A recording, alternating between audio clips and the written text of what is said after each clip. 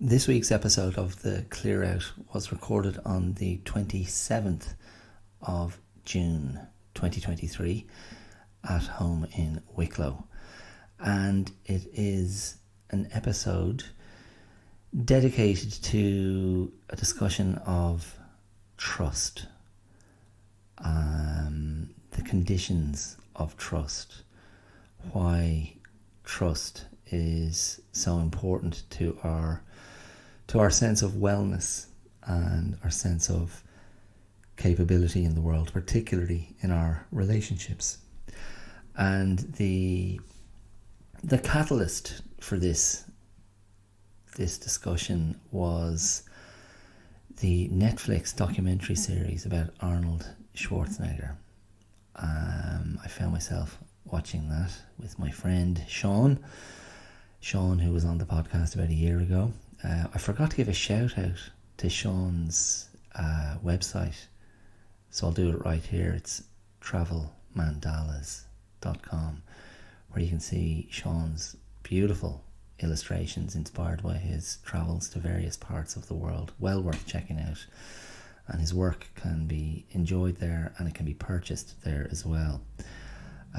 So if this episode was brought to you by a sponsor, I'd say it's brought to you by travelmandalas.com, even though it isn't, but you know what I mean.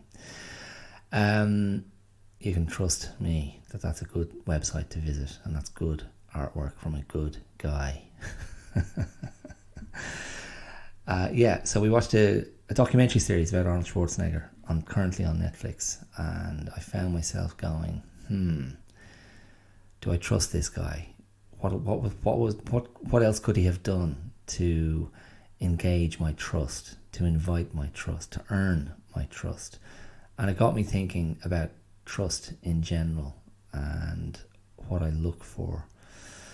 So that led me to other things. It led me to thoughts on my daughter. It led me to thoughts on my marriage. It led me to thoughts on what I do here on the podcast and how we conduct ourselves in the online world. And yeah, I went off on a few tangents. I go off on a few tangents in a couple of different places. Killing machine kittens is one tangent. Beautiful swallows is part of that tangent. Oscar Wilde's The Happy Prince is part of that tangent. And there are others as well. I do bring out some quotes. I pull some quotes out of my back pocket from my good friend Mr. Google, and I realise so many quotes about trust have a very moralistic aspect to them, and I distrust that.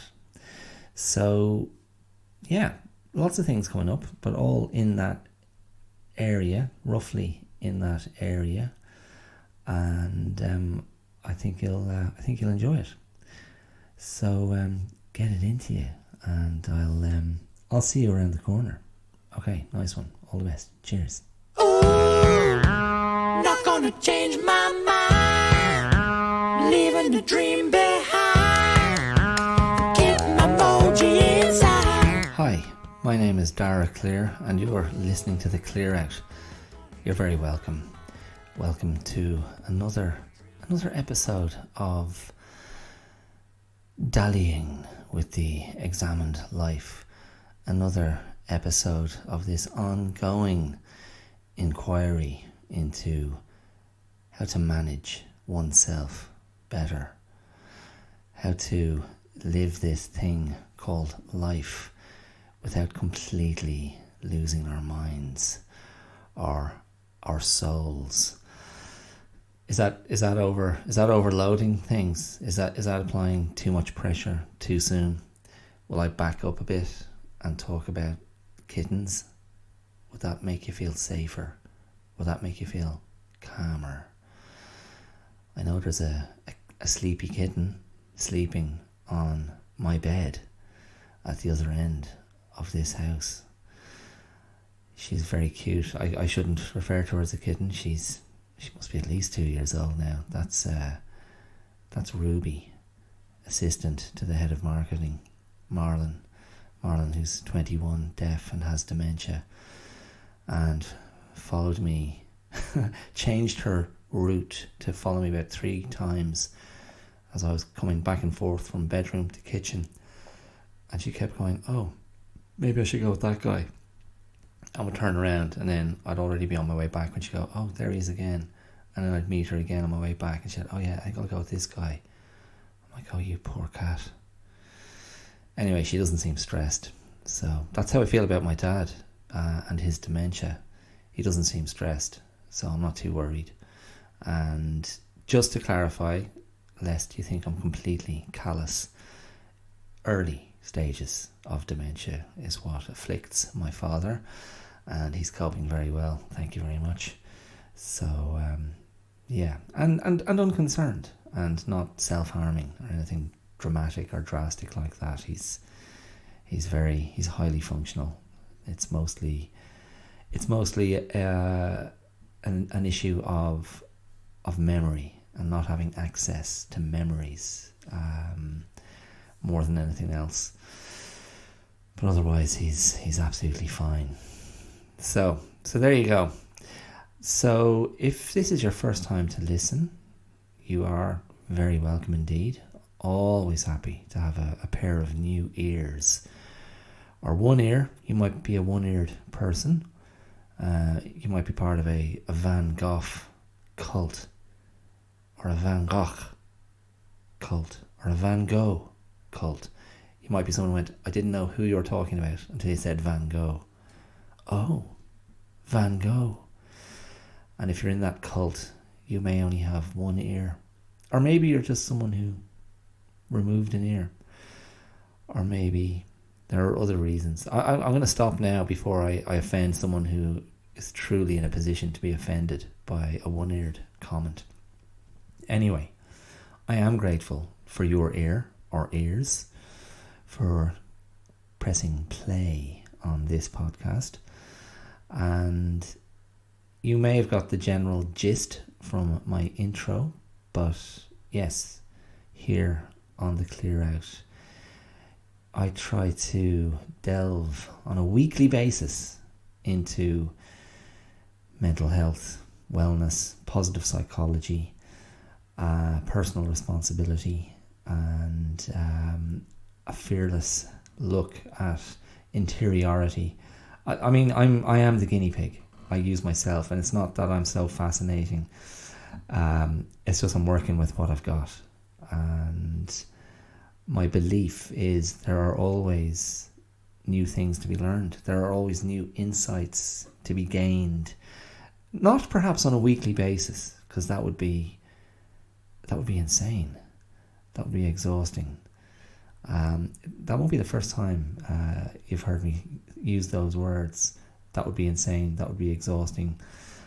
I say that. I often say that as a qualifier to counter even a tiptoe towards hyper positivity or hyper performed wellness, which I cannot stand and reject with every fibre of my being, because I think it's completely phony and I don't trust it. It's confused. I believe it's a misrepresentation. It's a manifestation of something else that I do not trust. But this is perhaps the price we pay for living in the digital age, for living in such a visual age. I've covered this ground before, but it is a very visual age, and people are presenting, performing, curating, and it's just stop it. And there's so many of us, and I have to include myself, sadly, because I'm one of the many who are living parts of their lives in the online space, trying to make an offering, trying to get people to listen, to watch, trying to connect, trying to do something of note, and fundamentally saying, hey, Look at me. Listen to me. I've got something to say. And in its ordinariness, in its ubiquity, there is something excruciating and cringe-worthy about that. I recognise that.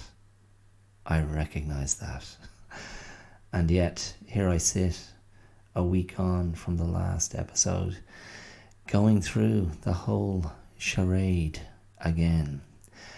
And it is up to me to convince you, or up to you to convince me, that this is not a charade, that this is of some use, that this does contribute something positive, something thoughtful, something stimulating to your life in this moment. Not maybe on an ongoing basis, but once a week, once a month, I don't know, whenever. And that's not to undercut myself, that's not to pull the rug out from underneath myself or to devalue what I do. It's just to acknowledge the reality. I'm just one of a million bugs in the swamp, squeaking, squirting, buzzing, whatever swamp bugs do. Yeah, and so, which bug, which bug are you going to choose to listen to? Which bug's podcast are you going to tune into? This one, Dara's podcast. That's right. He's an interesting bug. I like the corner he stands on. And there is value in that. There's value in standing on your corner. There's value in saying, this is where I am. This is what I do. This is what I think. This is what I say. This is what I believe. And I'm not going to shift from this corner and go to a different corner and try on a different hat, because I'm not 12 anymore. I'm pretty far from that. And then it can be taken or it can be left. It's pretty simple. It's a pretty simple transaction, or it's a pretty simple potential transaction. Anyway, there you go. I shall press on. Yeah. Do you remember a few weeks ago, I was talking about foxgloves. That may have been 3 or 4 or 5 episodes ago. I was talking about popping foxgloves. The tall, purple-belled plant that is ubiquitous. I use that word again. Ubiquitous all over the Irish hedgerows and gardens at the moment. And I was somewhere a few weeks ago doing a bit of work, and there was a huge mound of earth covered in grass and weeds, and absolutely glorious, beautiful, purple, bright purple, radiant purple foxgloves. And that mound, that little hill of earth, not a hill of beans, a hill of foxgloves. I went back to that place this morning, and it had been flattened, eradicated, rolled out into broken earth. And I was like, wow, that's a lovely patch of earth that looks like it's ready to take, I don't know, some grass seed or something.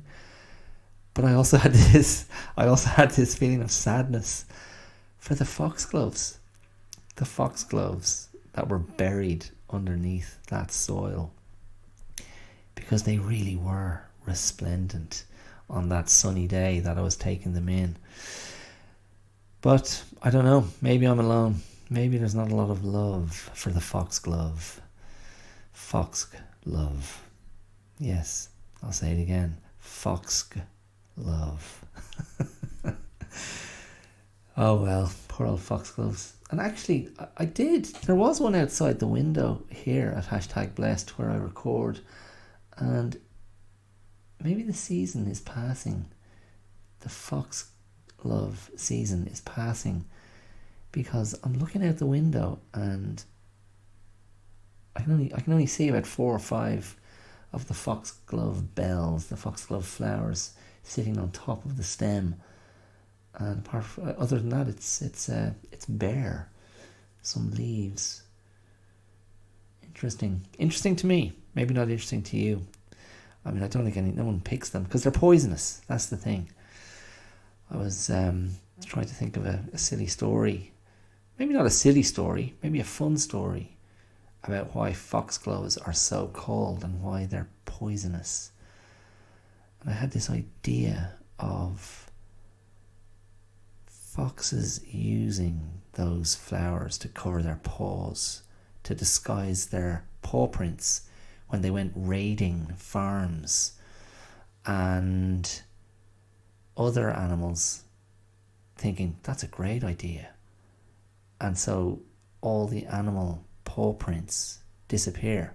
All we're left with are these little dots in the ground left by the foxglove flowers. And somehow the foxes get in trouble for this. They get in trouble for teaching everyone how to be stealthy thieves. And Mother Nature, or whoever, makes the foxgloves poisonous, so none of the animals will put them on their paws anymore. What do you think of that? Is that completely crap? I quite like that idea. I quite liked that as a little story idea. I may yet do that. I may yet do that on Aura. Can you feel my aura? I have been terrible. Aura is an excellent meditation and wellness and sleep app with loads of great audio content from content creators. It's not a term I love, but it is what it is. People who are putting stories and meditations and mantras and yoga guidance, guided meditations, breath work, all kinds of things up on that app from all around the world. And I'm one of them. But I have been appallingly unproductive for about a year. I feel deeply ashamed. I've just been so bloody busy. And it takes a bit of headspace to pull that stuff off. And I mean, without wanting to blow my own horn, that's not a euphemism. I've done okay on it. I've done quite well, and I've actually had some really lovely feedback for some of the stuff I've put up there.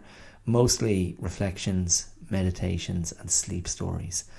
And if you're sitting there scratching your head going, what's a sleep story?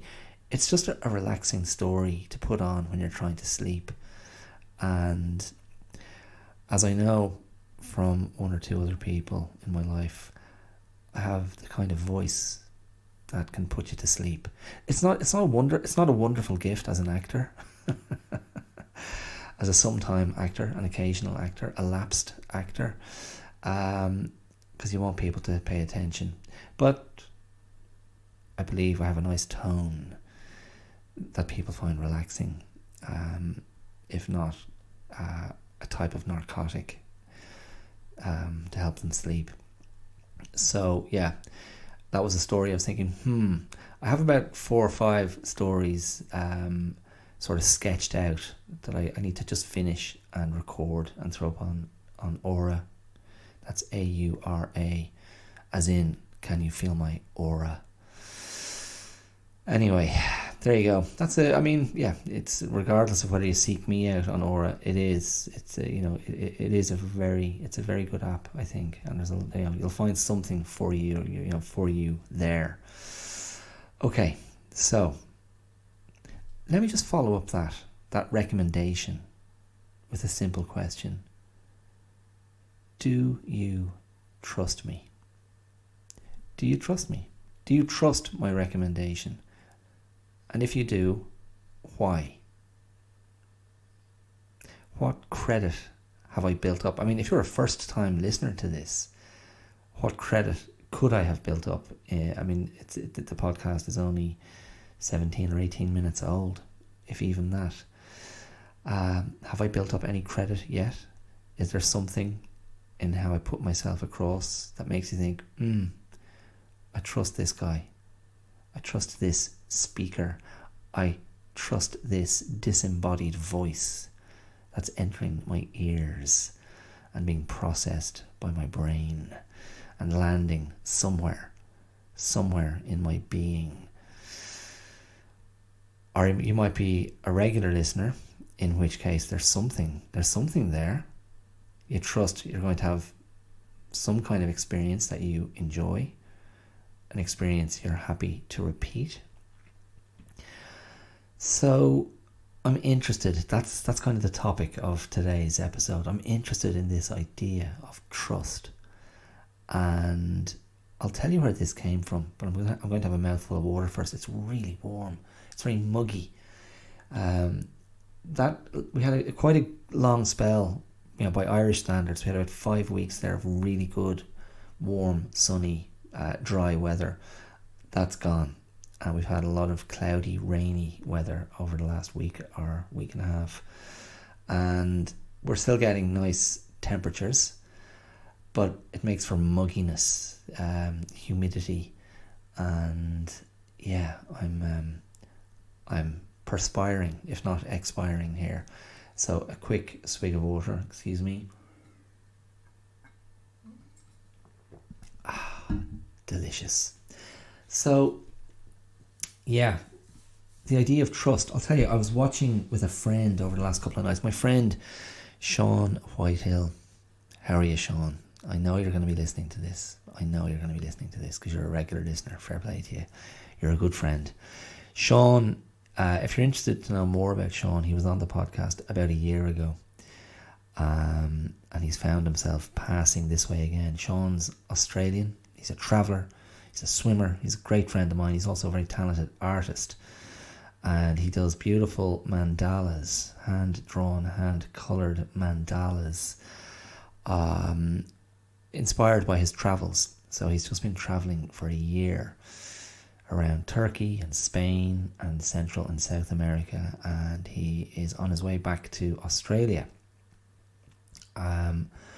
So he decided he would come and spend a little bit of time with us, and he's been doing a lot of hanging out with my daughter Maeve. They're great pals, which is lovely. One of the things they did, they took in 5, 6 Harry Potter movies. There were Harry Potter marathons over the first few days of Sean's visit, which left Maeve rather exhausted. So I might revisit that. And share a little incident, but I may not. I'm weighing it up as I speak. But in any case, Sean and I, over the last couple of nights, watched the 3-part documentary series on Netflix about none other than I'm not trying to think of a nickname that he's known by, but my mind's going blank. I want to say something to do with Oak. I do remember Clive James's description of this man as looking like a condom full of walnuts. Yes, you guessed it. I'm talking about the beloved Arnold Schwarzenegger. So there's a 3-part documentary series on Netflix called simply Arnold. And I was curious to watch it. I think he's a very interesting figure. I think he's an iconic figure, particularly if you're someone who grew up in the 70s and 80s. I mean, he wouldn't have come on my radar until the 80s and his sort of movie stardom exploded. But retrospectively, obviously I became aware of his legendary achievements in bodybuilding. And, he's been ever present. I feel he's been ever present in popular culture. since then. And the documentary series it's an authorized documentary series. It's done. It was shot with the full participation and blessing of its subject. And I guess there's been a few of those of late. I mean, I did watch, was it earlier this year I watched it, or late last year, the Pamela Anderson documentary, which I did find, I probably found that more interesting and more revelatory than the Arnold Schwarzenegger one. They're definitely a thing.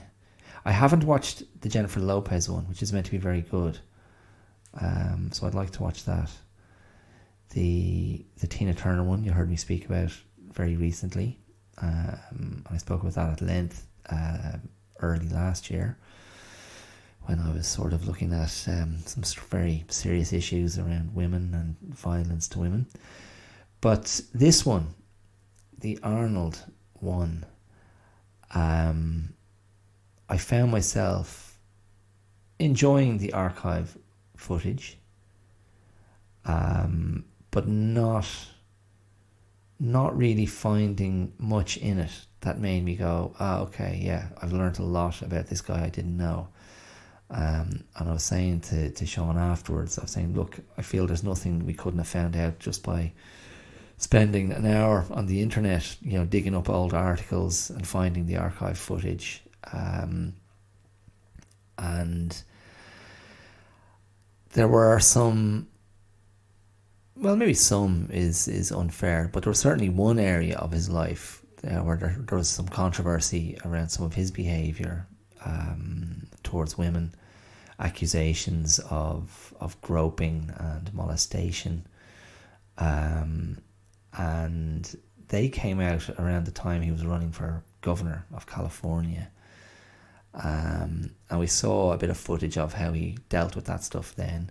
And he did, in, Arnold of today, the 75 or 76 year old, he did say a very kind of succinct and unambiguous something about it, to just go like, that behaviour was never cool, it was never on, it was bad form, and there's no place for it. And fine. And I kind of believed him. I believe that that's, he recognises that, but I also believe it was a very tidy, convenient soundbite where there was going to be no further exploration. And in a way, that could be the subtitle of the documentary series: no further exploration.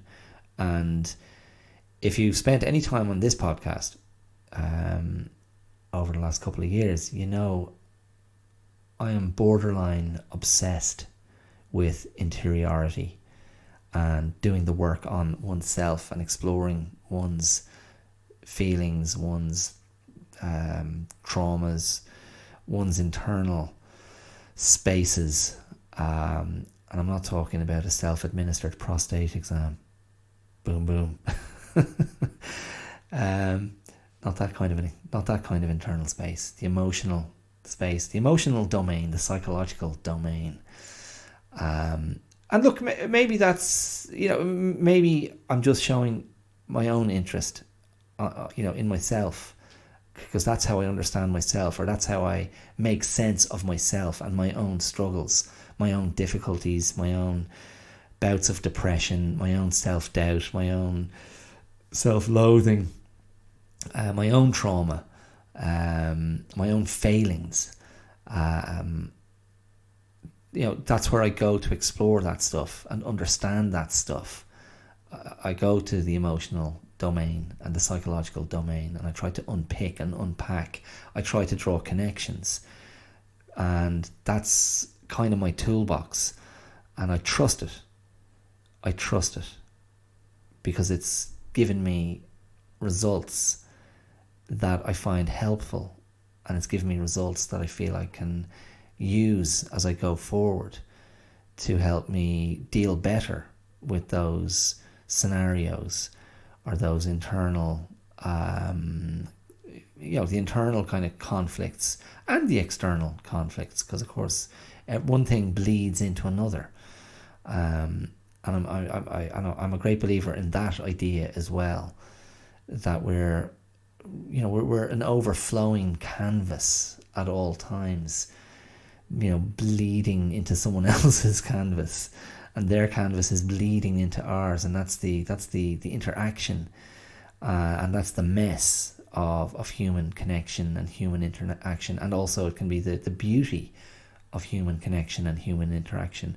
And funnily enough, in last week's episode, when I was talking about the randomness of human connection, I feel like I failed to mention the positives. I was quite focused on the negatives.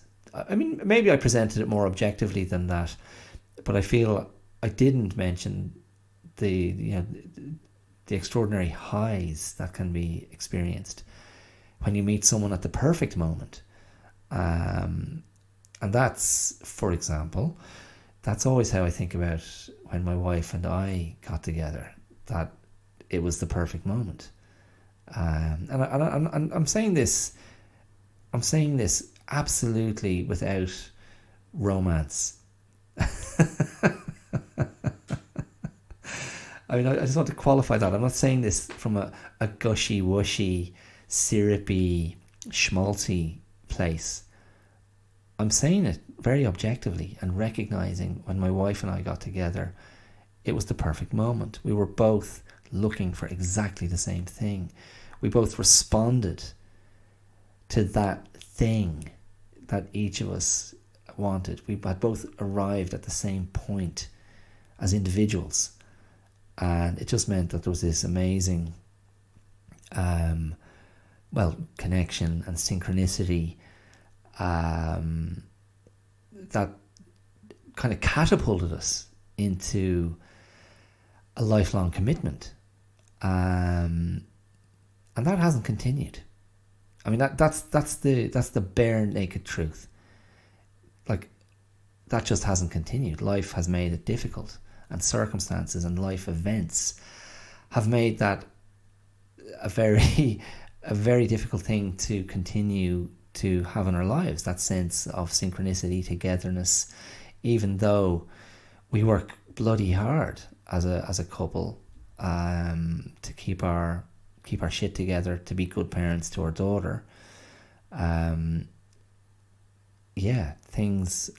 Things are, and again, this is not, I don't feel like this is a big revelation. I think anyone who's been in a relationship for a decent amount of time, and for us that's 22 years, these are very recognizable experiences. I certainly hope they are. I certainly hope they are.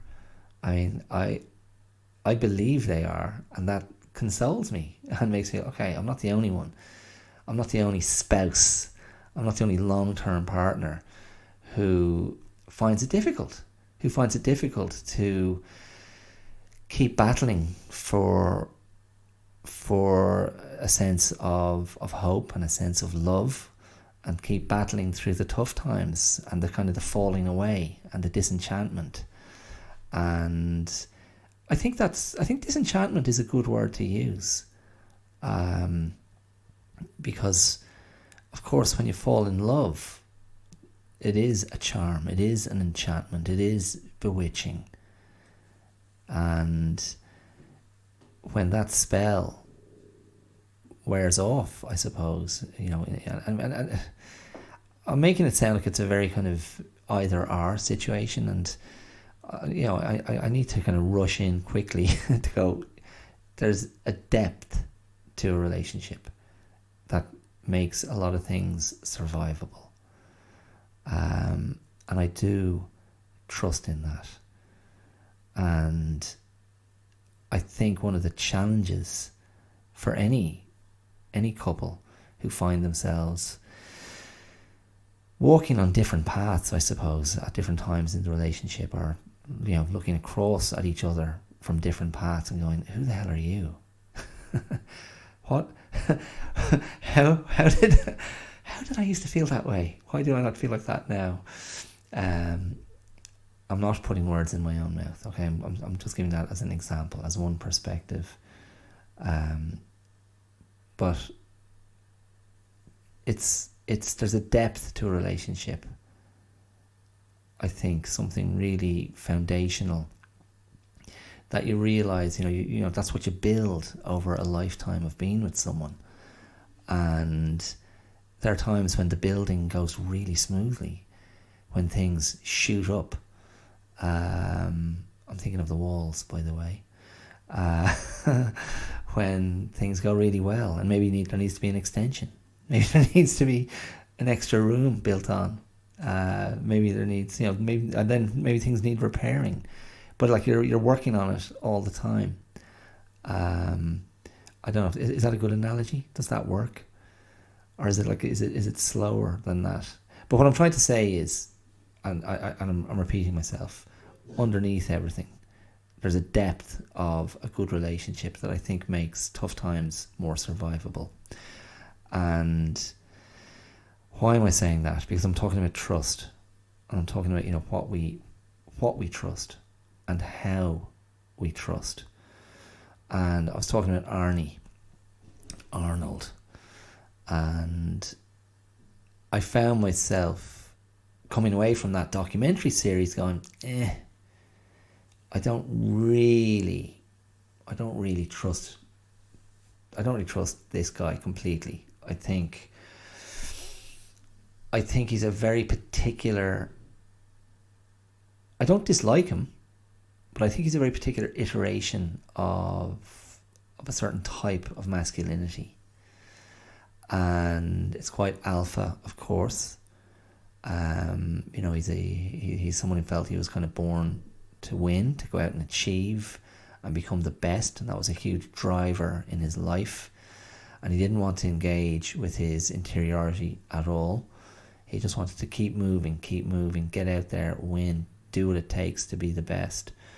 And at times it feels like it verges on, I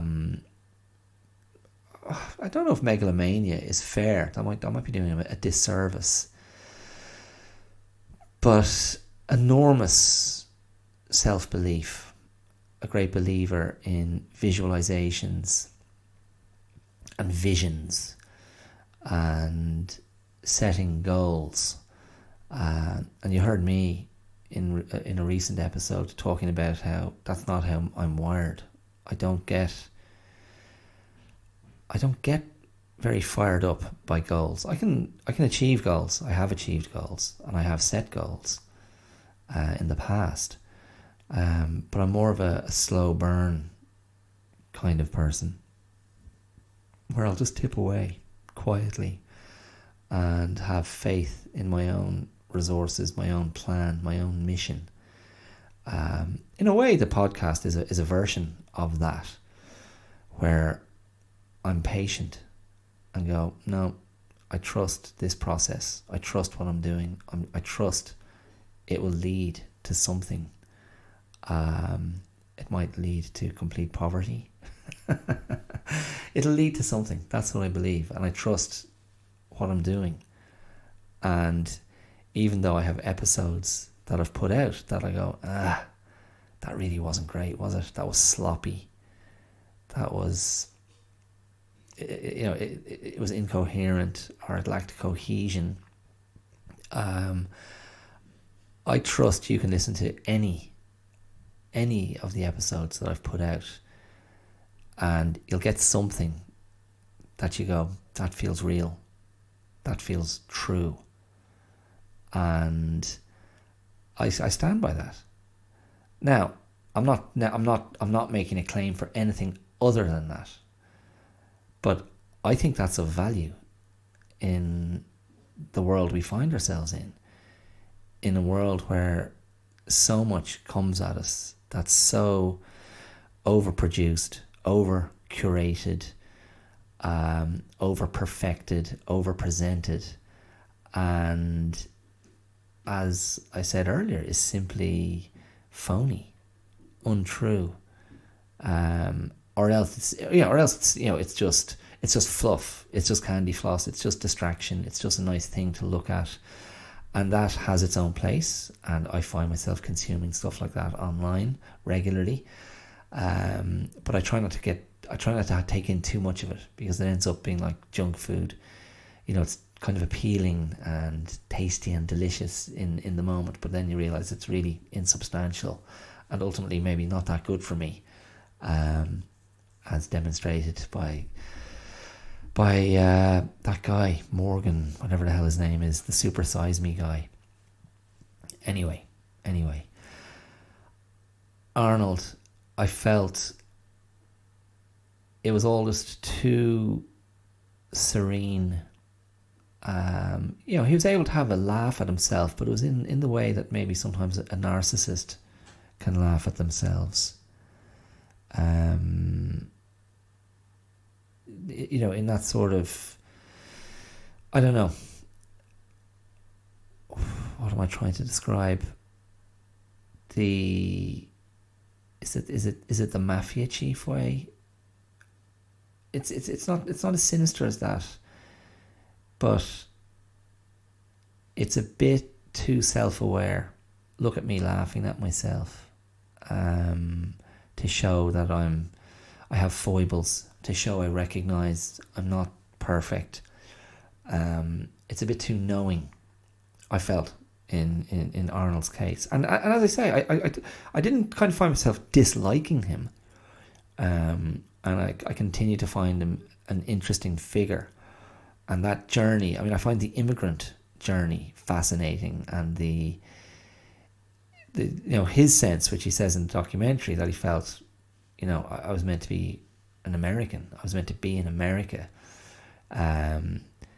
But when it covers the part of his story where he got together with Maria Shriver Kennedy, I felt there's nothing accidental about that. Like, it's presented as, I was doing this event, and Rose Kennedy was there, and this is my daughter, and isn't she lovely? And I'm thinking, no, this is a guy who's like, it's the Kennedys. I suddenly find this girl extremely attractive. Perhaps that's my speculation, but again, I feel like he wasn't really willing to kind of lift the covers. And even when talking about the allegations of sexual assault, I would have found it really refreshing if he just turned around and said, I was an absolute dog, and I couldn't resist a beautiful woman in a bikini on Venice Beach in the 70s when I was working out at Gold's Gym, and I was the man, and everyone was, getting G'd up by my motivational skills, my charm. I loved being there, and I was horny all the time, maybe.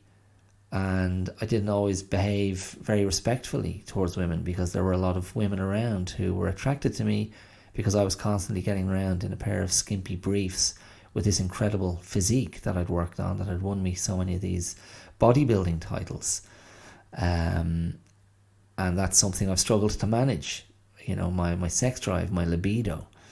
That would have been refreshing, but there was none of that. Now, does that mean he lacks insight? I doubt it. I just think he's performing to the last. So what I learned from that is, when I reflect on my own kind of thinking, I'm like, okay, so what I need to trust someone. And so if we go to just relationships and trusting somebody, and even trusting someone from afar, like a superstar bodybuilder, actor, governor of California person like Schwarzenegger, the ultimate migrant success story, even to trust him from afar, I'm looking for more honesty. I'm looking for more candor. I'm looking for more vulnerability, more personal insight.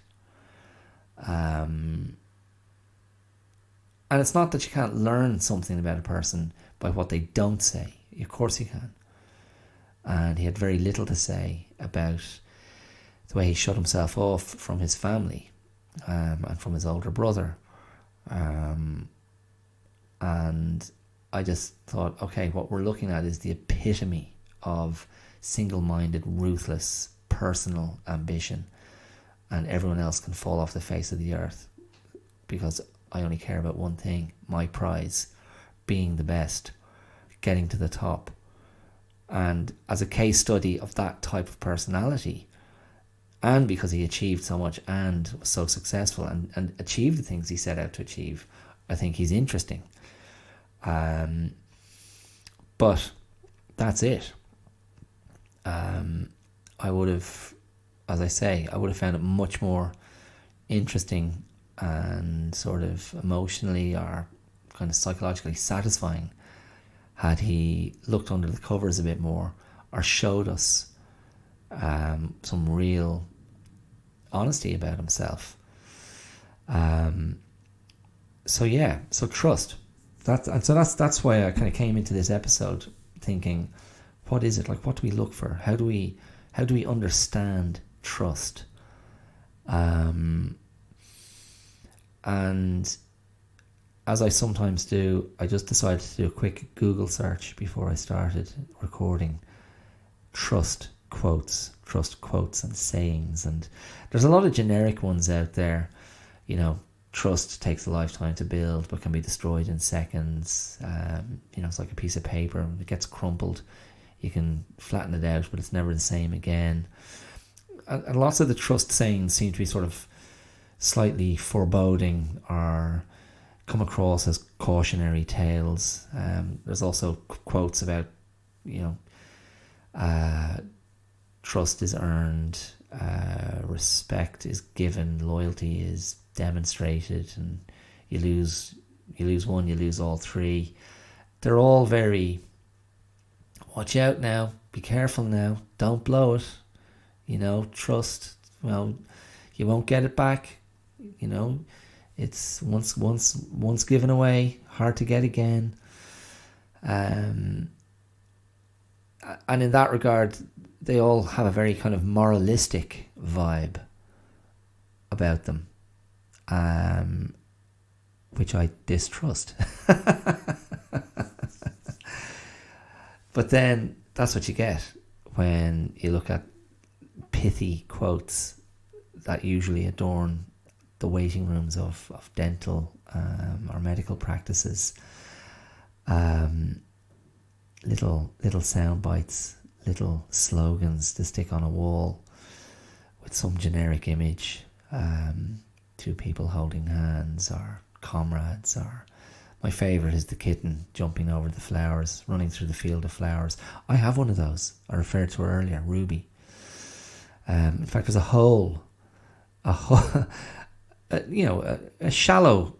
small shallow hole in the back field here where I go out most mornings to practice my qigong, my tai chi, my stretches, whatever I might do. A bit of a workout, maybe some slow karate.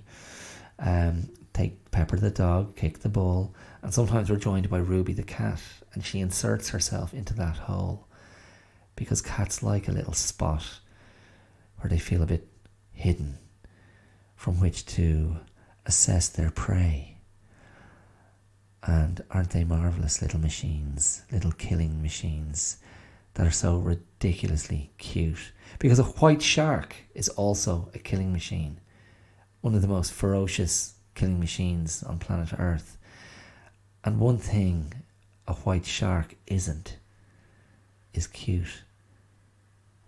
But our kitten, Ruby, is also a killing machine. And she's such a killing machine that the swallows that hang out here at #blessed every summer, they've had enough of her. Now, I haven't seen her catch a swallow, thank goodness, because I'm very fond of swallows. I love what they represent. And they're just a beautiful bird. The swallow is a beautiful bird.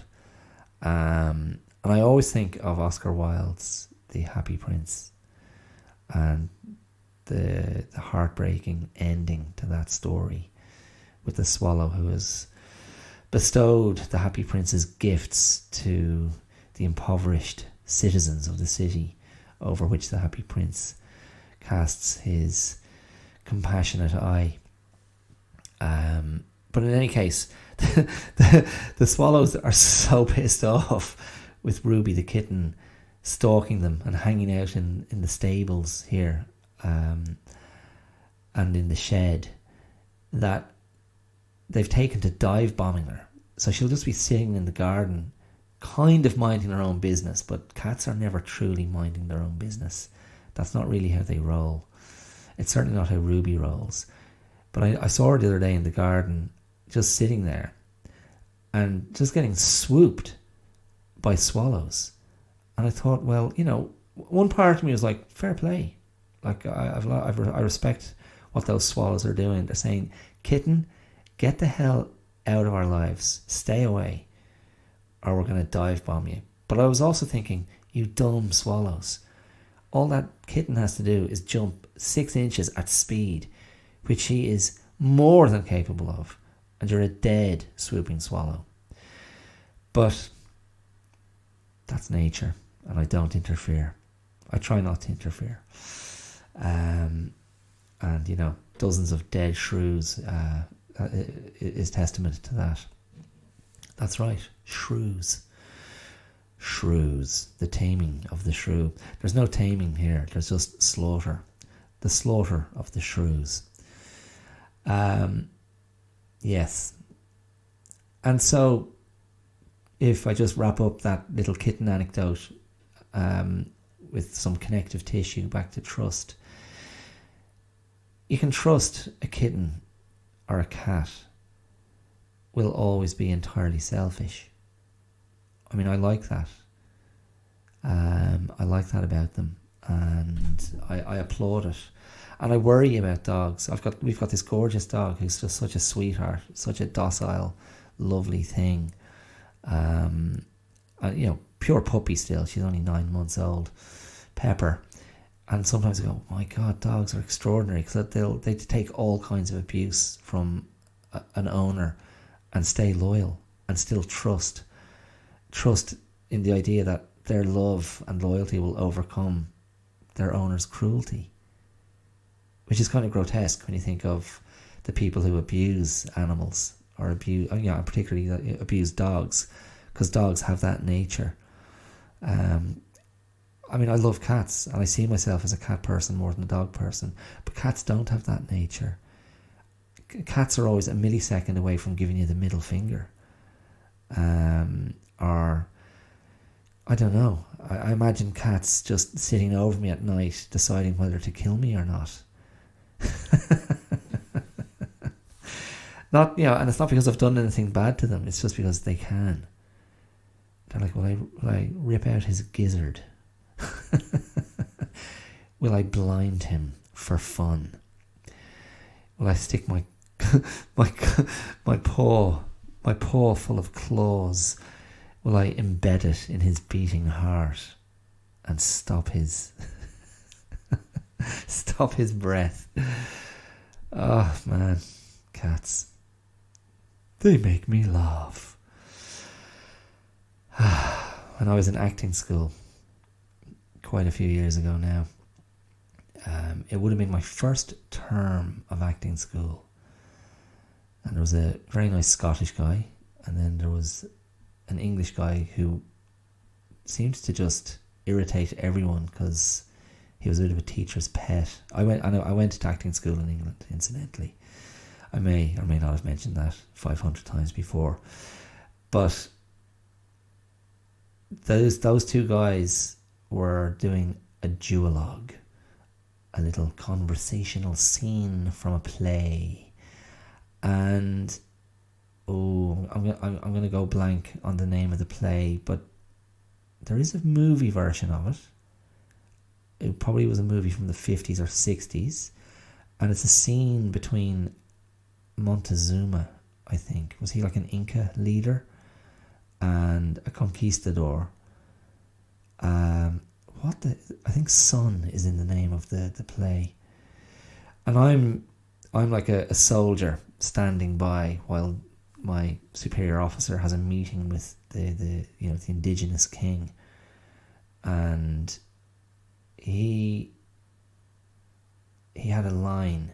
So the Scottish guy was playing the conquistador, and the English guy was playing the Inca king, and he had to do some funky dance.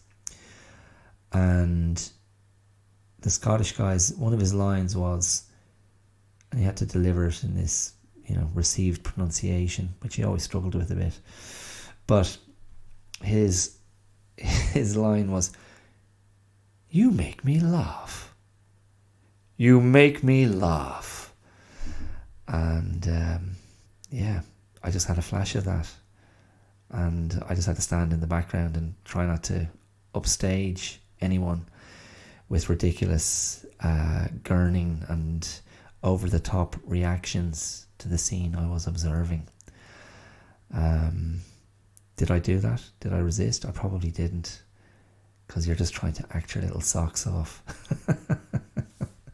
Look at me! I'm acting! I'm in acting school! How delightful! Yeah, so trust. Speaking of actors, the actors that you trust, the performers that you trust. I've spoken about that before, earlier this year, about the importance of tone, the primacy of tone in really well made films. Knowing you're in safe hands when the director gets the tone right, it's such a good place to be. It's such a good place to be. To just be there and go, this director knows exactly what they're trying to achieve, and the tone is spot on for this movie, for this story. It's such a lovely feeling to be sitting there enjoying that. And of course, performers can have that all of their own. A performer that you like, that you trust, you're going to have a good experience. They're going to take you to a good place. And very few performers have it, probably, really, when it comes down to it. I was listening to Al Pacino recently on the Bill Simmons podcast. Bill Simmons is, if you don't know Bill Simmons, you may know, and then you go, you don't need to tell me who Bill Simmons is. But Bill Simmons is a hugely successful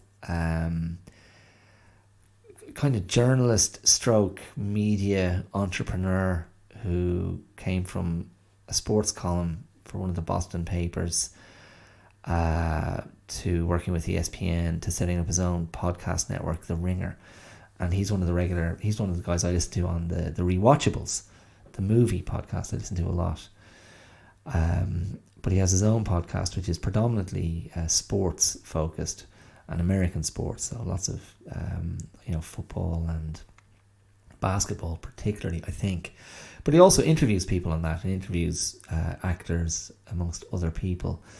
And he was interviewing Al Pacino and, was it Barry Levinson maybe? I think it was Barry Levinson. And Pacino came across so well. Just came across so humble and kind of normal and unaffected, and personable and warm. It was really interesting, and it was really nice to hear.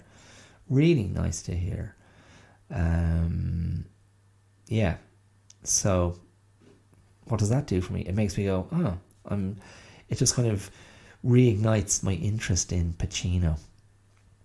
When you hear someone who represents themselves well, or you just trust that's who they are. So we're in that area of trust still. But what I wanted to do briefly, and I'm hesitating to bring my phone closer to the computer because it seems to make my recording software a bit glitchy. But there were some quotes that I liked about trust. I'm going to risk it. Yeah. My phone was on the floor. I threw it to the floor, so it wasn't going to be annoying me. There were a couple of nice ones. Let me see. To be trusted is a greater compliment than being loved. That's from George MacDonald. I don't know who that is.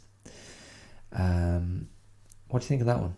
To be trusted is a greater compliment than being loved. It's a very I think it's a very powerful thing to be trusted. When someone goes, I'm coming to you with this information.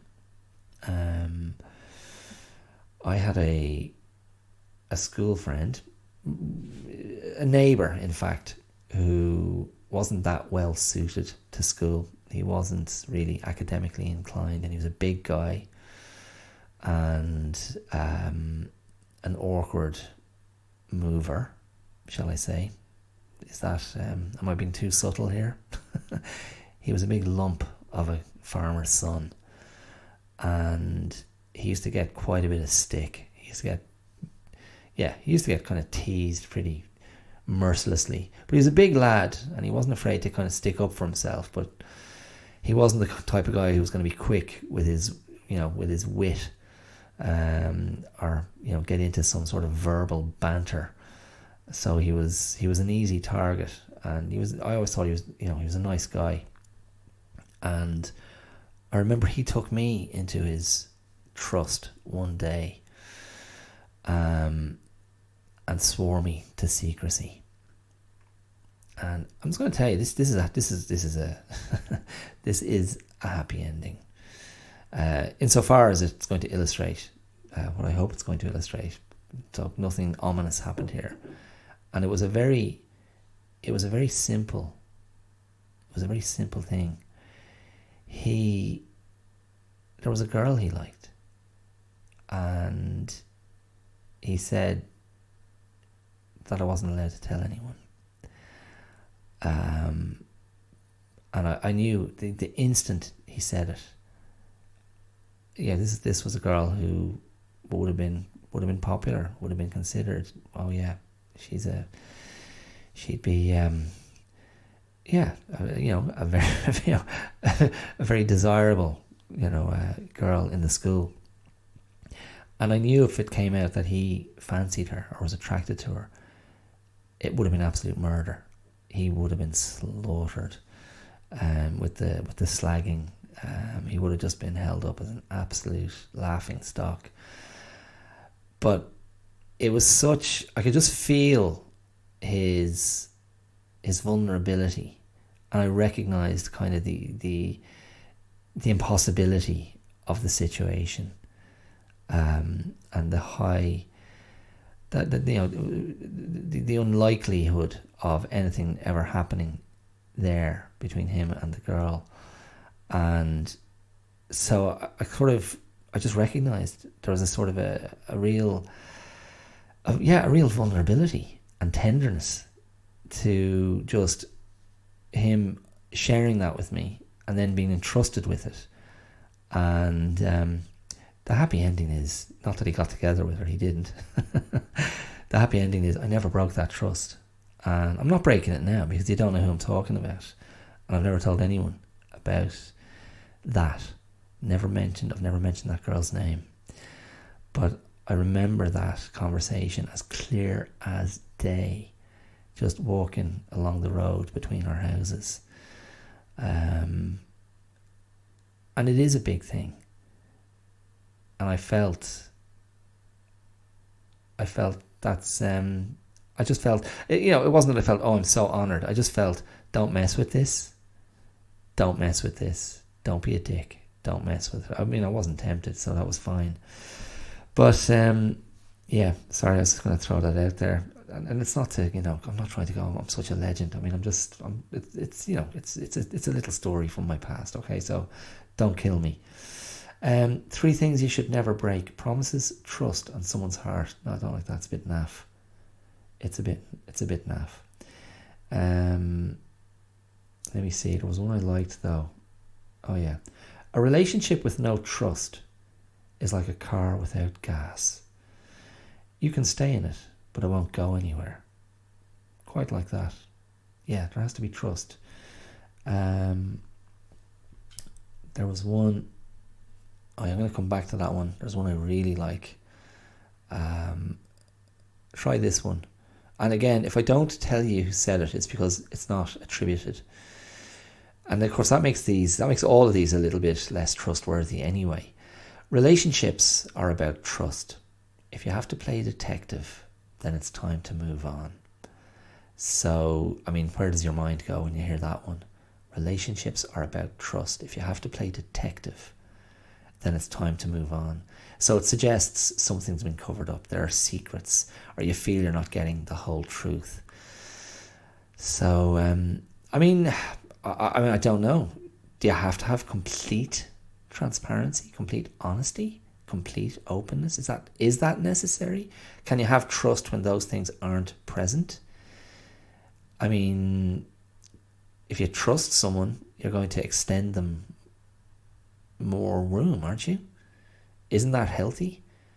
If someone says, I'd rather not go there, I'd rather not talk about this, I always need to have a certain amount of space or time, or there are certain areas in my life that I'm not going to share with you.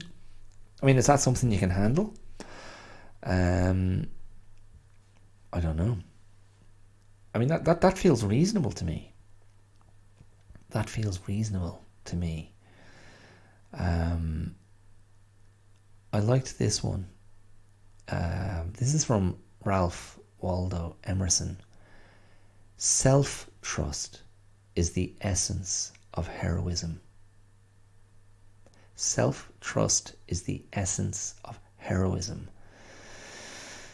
That's I find that one quite powerful because it chimes with my own interest in self-reliance and personal responsibility. And if you're going to be self-reliant, if you're going to hold yourself responsible for your own wellness, your own movement through life, and not depend on others to carry you, and not hold others accountable for their perceived failings or insults or whatever, and you really lay it all on yourself, I don't think it's easily achieved, but I do think it's desirable. But then it does raise the question of, how do you earn your own trust? I think that requires a huge amount of work and of attentiveness to your own behaviour, your own patterns, understanding how you conduct yourself and why you do the things you do. And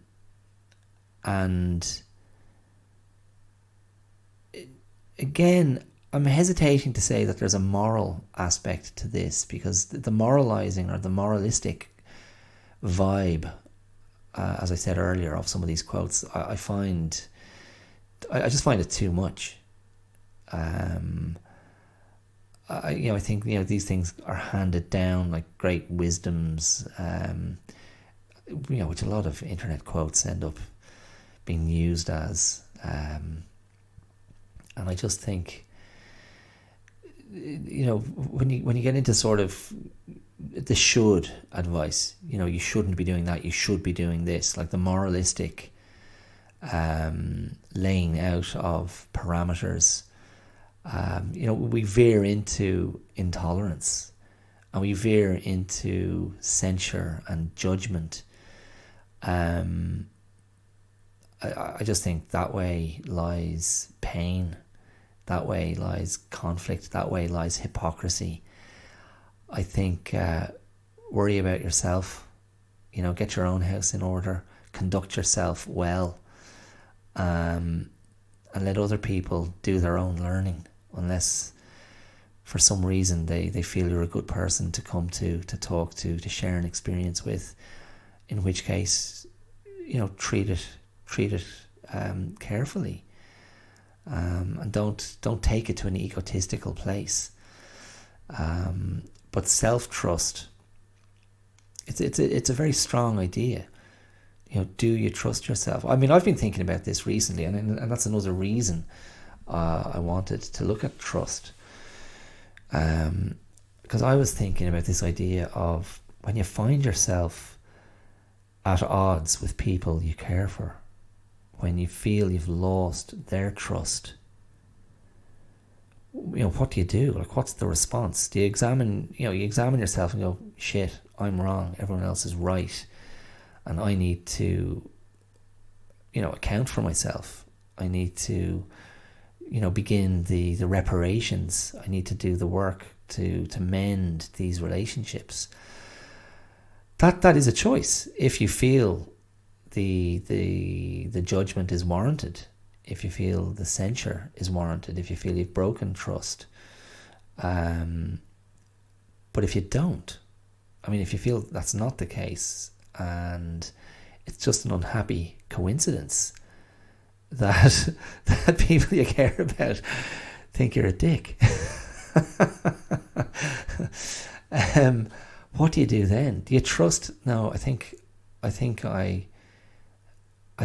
wait this out. I think my own resources will bear me out. That takes courage. And in that regard, I think Emerson's quote makes more sense. That idea of heroism, the more sort of stoic version of heroism, not the superhero nonsense that we have been bombarded with for the last 15 years. We've just reached saturation point. I think fewer and fewer people are interested in going on that, continuing that journey with all the different types of, spandex wearing, masked, muscular, super whatevers. But you've heard me express that idea before, that the iteration of heroism that is rooted in mediocrity, the unheralded, unremarkable achievements of the daily grind. Again, I repeat myself for those of you who've been here before, but if this is your first episode, I'm not. This is going to be a nugget. The heroism of just getting out of bed in the morning, the heroism of getting yourself out the door, of being front-facing to the world, regardless of what dogs you, regardless of the anchors, the burdens that weigh you down, dragging that anchor through your day, but you get on with it and you get out there and you do your best. See, that to me is heroic, and far more interesting than the more conventional idea of heroism.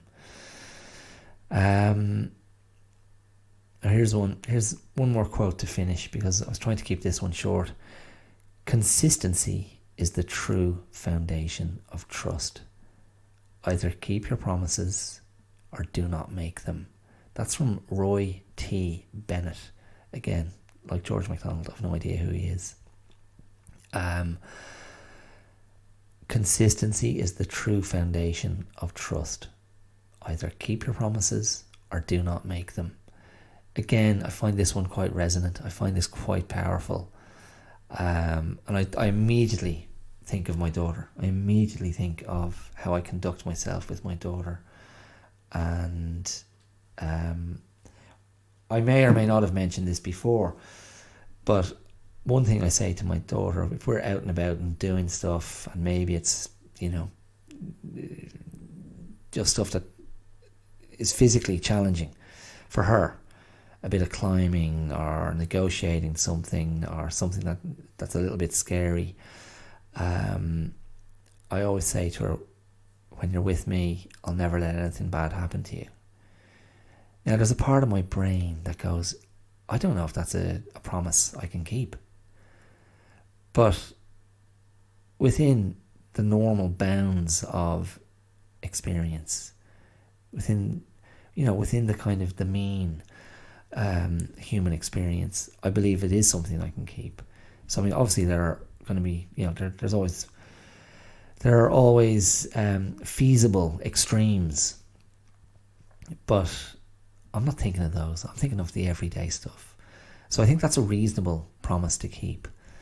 And I think it's an honourable promise to keep to a child, that I'll be steady, I'll be a rock, I'll be dependable. I put enormous stock in that. I think that's really important. Yeah, it makes me. It's funny. God, if I'd been on the ball, it's only because I just thought of it as I was saying that there. Because I wrote a poem that I put up on the blog that you have to wait for the website to be launched, which I think that's gonna happen very soon. I wrote a poem about my daughter climbing all over me from a few years ago, so she was a little bit younger, and one of her favourite things just to jump up on me and climb all over me. And I wrote a poem that I think was quite effective. Okay, I'm going to be indulgent. I'm going to quickly try and find it. I'll see if my computer behaves, and I'll try and bring it up quickly just to read it, because it's a poem I liked. I mean, I don't always like my poems that I write, but I liked this one, and I'm just trying to remember what I called it, and I'm failing to remember. Yeah, this is a Word doc, and my computer's getting very old, so it seems to take 5 years for a Word document to come up. But yeah, trust. I mean, that's it's everywhere, isn't it? And that idea of consistency, and I think consistent positive experience. Consistent positive experience is what builds trust, because that gives us reliability, dependability. It gives us a sense of safety. And what it does is it means we don't have to bring other considerations into play. We don't have to have a contingency plan. We don't have to have something in the back pocket. And it just allows a clean, healthy interaction to take place. And I think that's absolutely desirable. And I know when I get kind of tech rage, when my computer stops working, or even design rage, when the milk drips in a way that I think is absolutely unacceptable from the top of the carton, because I think, no, this is ridiculous. You pour the milk and it's kind of dripping down the front of the carton or the bottle. I'm like, no, this is not good enough. And that's me kind of going, no, I trusted you, bottle or carton, plastic container. I trusted you to do a job and you're not doing it. Computer, I trusted you to work and you're not doing it. Microphone, I trusted you to work and you're not doing it. And it makes me crazy. Okay, here, let me hit you with this. This is a poem I wrote a few years ago. It was actually just at the start of the pandemic, just before we moved back to Ireland. And this poem is called Closer. When will it be that she sees the shock of the old? When will she stop in her tracks, stop her breath, and take charge of my feelings, so that I'm not hurt by more than the passing of time? No time soon. She marauds over me like terrain to be conquered. My arms are limbs to swing from, my legs and back juts and jags of rock and granite to be scaled and hammered, my head a peak to stand atop, to command her domain. She sets her feet on me, trusting the ground won't give way.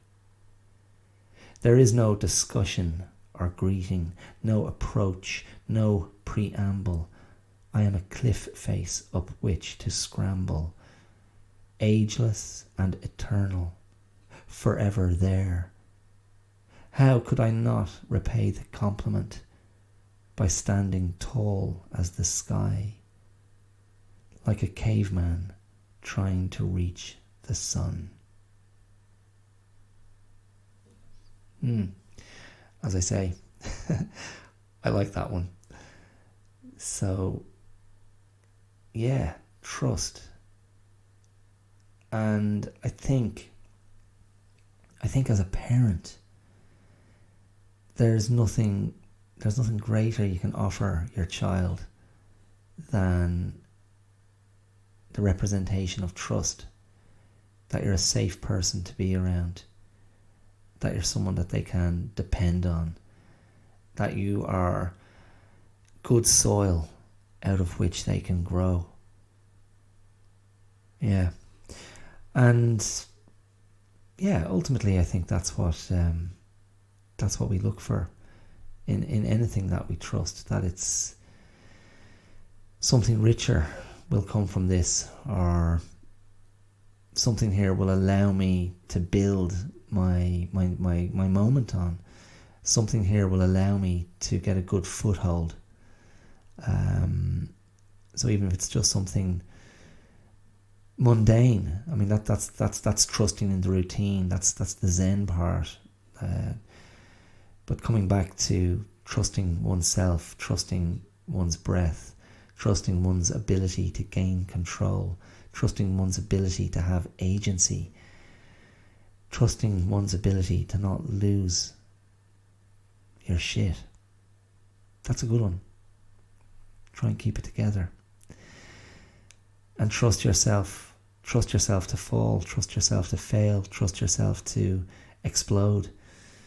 Trust yourself to implode. Trust yourself to fall apart with tears of despair, rage, upset, loss, fear, anxiety. And trust that you'll be okay. Trust that you can bounce out of that. Trust that you can rebuild. Trust that every day is another chance. It's another chance to go again. It's another chance to put a better something in place. Trust you can learn, and trust you can forgive yourself for not being perfect. Trust you can forgive yourself for failing. You have to. You have to. I have to. And I do, and I try. And then I get a little bit of hope again. I go, it's okay. It's okay.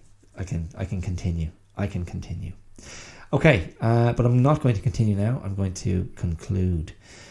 This has been a little bit longer than I expected. But I think there were nice things in today's episode. I think trust was worth looking at. It wasn't exhaustive. It wasn't comprehensive or complete, but there's enough there. I think there's enough there to get you thinking, and I enjoyed it. So that's all that matters, really. Okay, I'll be back again with something else next week, and you can go and find me if you want to throw me some love on social media. There'll be links there wherever you're listening to this, and you can always, if you're so inspired, throw some financial heft behind this independent production to demonstrate your regard for what I do. You can use the Patreon link. That's patreon.com/theclearout, and I would welcome whatever you choose to give. And if you can't give, don't worry about it. You can rate, you can subscribe, you can comment, you can spread the love, share, recommend, whatever you want to do. And if you don't like it, stay very, very quiet indeed. Okay, I'll talk to you soon. Stay well. Trust yourself, okay? Trust yourself. Trust the journey. Trust you can do it. And good things will come, I promise. I believe in that. Okay, mind yourselves. Talk to you soon. All the best. Bye.